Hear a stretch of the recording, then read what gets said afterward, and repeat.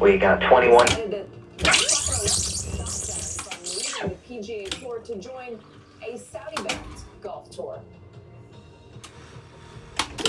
We got 21 turkeys from 21 Club, and Gus Theodoro of Gus's Place gave us turkeys and his normal baked ziti, which he donates every night, only this time he made 800 pounds.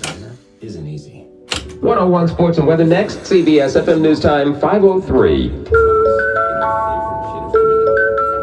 Remember what work fine. Christmas used to be?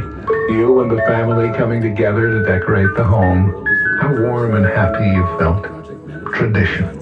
What better way to get back to it than at the Christmas stores at Fortunoff? Fortunoff has one of the largest selections in the country of Christmas ornaments and collectibles for your home. Exquisite.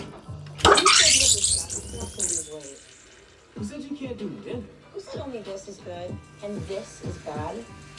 I'm doing it my way. Meet Plenity, an FDA-approved, clinically proven weight management aid for adults. That gives it a wide track for stable handling, plus a spacious interior that car and driver said was like